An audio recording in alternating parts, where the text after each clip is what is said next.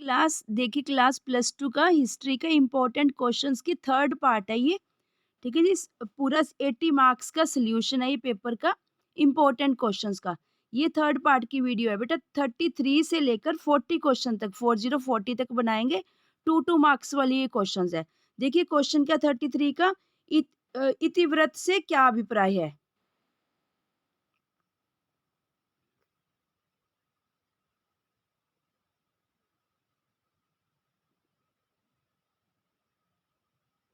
ठीक है जी, इतिव्रत से क्या अभिप्राय है। ध्यान से सुनिए बेटा, इंपॉर्टेंट क्वेश्चन है। आंसर देखिए, मुगल शासकों के दरबार में स्वयं शासकों या दरबारियों द्वारा जिन पुस्तकों की रचना की गई है उन्हें, ठीक है, खुद करी है मतलब जिनकी रचना, उन्हें इतिवृत्त वृत्त कहा जाता है। इतिवृत्त मुगल कालीन इतिहास की जानकारी का बहुत महत्वपूर्ण स्रोत है। सभी मुगल शासकों ने इतिवृत्तों के लेखन की ओर विशेष ध्यान दिया, जिसके कारण हमें घटनाओं व शासन संबंधी विभिन्न पक्षों की व्यवस्थित जानकारी मिलती है। इन इतिवृत्तों के माध्यम से मुगल शासक अपनी प्रजा के सामने एक प्रबुद्ध राज्य की छवि बनाना चाहते थे। वेरी वेरी इंटरेस्टिंग बेटा क्वेश्चन, क्योंकि आजकल फिर से हिस्ट्री को बहुत इंपॉर्टेंस दी जा रही है। आप सभी स्टूडेंट्स को शायद पता हो या नहीं बेटा, जो आपकी HBSC पोर्टल है वहाँ पर न्यू हिस्ट्री की बुक्स अपलोड हुई हैं 6th to 12th क्लास तक। और सेकंड बात, जो यूनिवर्सिटी है, यूनिवर्सिटी में भी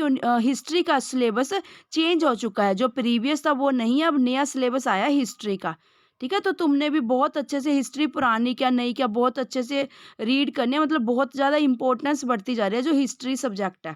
34 नंबर क्वेश्चन देखिए जी, अबुल फजल कौन था। ठीक है जी, अबुल फजल कौन था। 34 का आंसर देखिए, अकबरनामा के लेखक अबुल फजल का पालन पोषण मुगल राजधानी आगरा में हुआ। वह अरबी, फारसी, यूनानी दर्शन और सूफीवाद में पर्याप्त निष्णात था।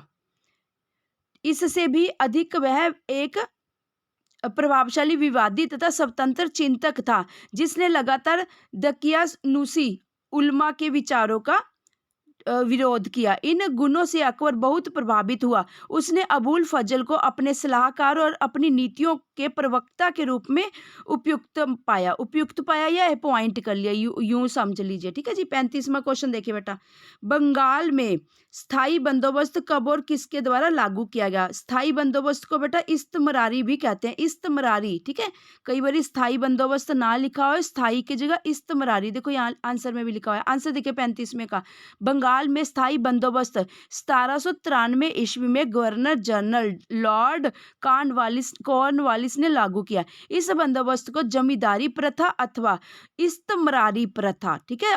अब एक और बात सुनिए, जमींदारी प्रथा के नाम से भी ये क्वेश्चन आ सकता है, इस्तमरारी प्रथा के नाम से भी आ सकता है, या फिर स्थायी बंदोबस्त के नाम से भी आ सकता है। तीनों का सेम आंसर रहेगा। ठीक है जी, इस्तमरारी प्रथा भी कहा गया। यह प्रणाली बंगाल, बिहार, उड़ीसा तथा बनारस व उत्तरी कर्नाटक में लागू की गई थी।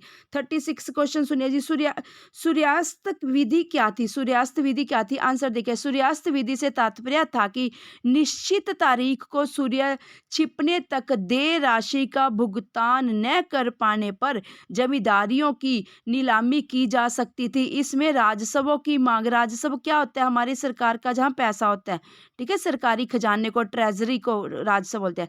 इसमें राजस्वों की मांग निश्चित थी। फसल हो या न हो, या फिर जमींदार रैयत से लगान एकज पाए या ना कर पाए, तो ठीक है, मतलब कि वो पैसा इकट्ठा कर पाए या ना इकट्ठा कर पाए, पर उन्हें निश्चित तिथि पर सरकारी मांग पूरी करनी ही करनी होती थी। तभी तो देखो सूर्यास्त विधि क्या मतलब कोऑर्डिनेट करा हुआ है क्वेश्चन का आंसर का। ठीक है जी, 37वां देखिए जी, बेनामी खरीदारी क्या थी। बेनामी, आंसर, बंगाल में जमींदारों ने अपनी जमींदारी की भू संपदा बचाने के लिए सबसे महत्वपूर्ण हथकड़ा बेनामी खरीदारी, बेनामी, ठीक है, बेनामी नहीं जी, बेनामी खरीदारी को अपनाया। इसमें पराये जमींदार के अपने ही आदमी नीलाम की गई संपत्तियों को महंगी बोली देकर खरीद लेते थे और फिर देय राशि सरकार को नहीं देते थे। ऐसे बेनामी सौदों का विस्तृत विवरण वर्धमान के राजा की जमींदारी के को मिलता है। ठीक है जी, विस्तृत विवरण वर्धमान के राजा की जमींदारी में मिलता है। में मिलता है आएगा, ठीक है बेटा। चलिए 38th question very very important है बेटा, ये तो ऑलमोस्ट 99% आने के चांसेस है। 38 चंपारण सत्याग्रह क्या था?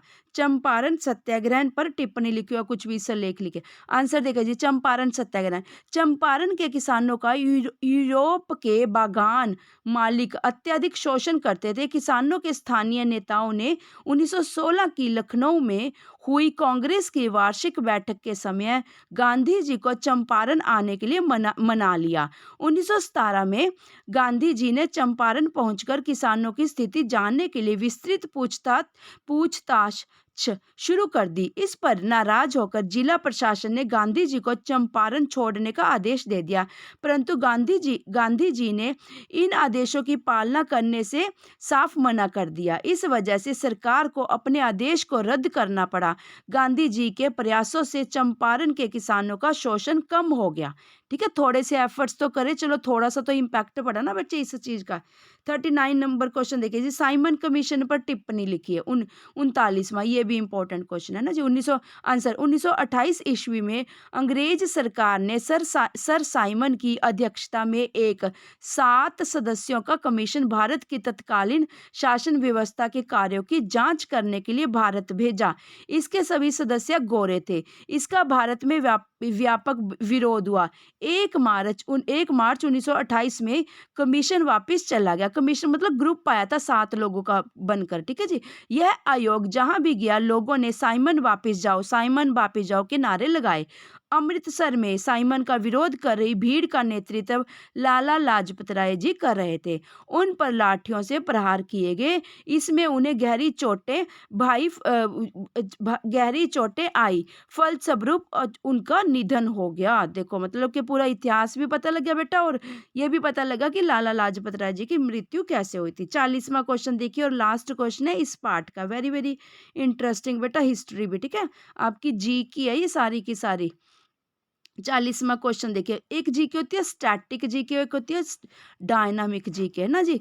डायनामिक जीके जिनके रेट्स कम ज्यादा होते रहते हैं, अप डाउन होता रहता है। स्टैटिक, ये जो स्टैटिक जीके तो पढ़ रहे हैं। हिस्ट्री क्या होती है? स्टैटिक जीके होती है, ये जो फिक्स होगी, हो गया सब कुछ, इसमें कोई अदला बदली थोड़ी ना बेटा कुछ होनी थी। 40th क्वेश्चन देखिए जी, दांडी मार्च पर, very very interesting question, Dandi March पर एक नोट लिखिए जी। आंसर, दांडी, ठीक है जी, दांडी मार्च, दांडी यात्रा गांधी जी द्वारा बहुत सोच विचार करके बनाई गई योजना थी। इस योजना के अनुसार 12 मार्च 1930 को साबरमती आश्रम से गांधी जी ने अपने 78 अनुयायियों के साथ 241 मील दूर दांडी नामक स्थान के लिए पद यात्रा शुरू की।